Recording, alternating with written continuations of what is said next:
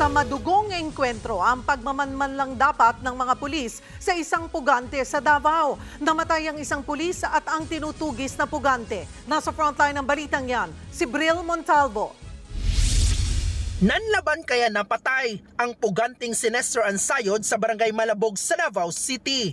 Pero bago siya napatumba, napatay ng suspect si Police Staff Sergeant Noel Marundan. Tinitiktikan lang nila noon si Ansayod nang makatunog ito at nakipagbarilan. Nakita po sila ng suspect, sir. Immediately, paputokan na po sila, sir. Kaya left no choice yung mga operatives natin na mag-return fire to defend themselves.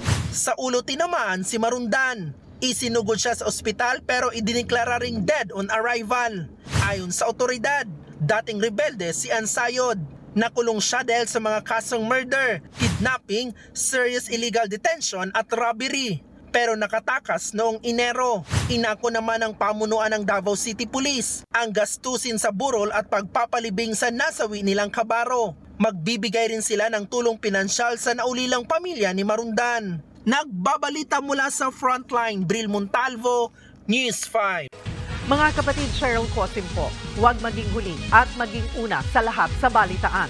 Para sa tuloy-tuloy na talakayan sa Frontline, mag-follow at mag-subscribe sa social media pages ng News 5.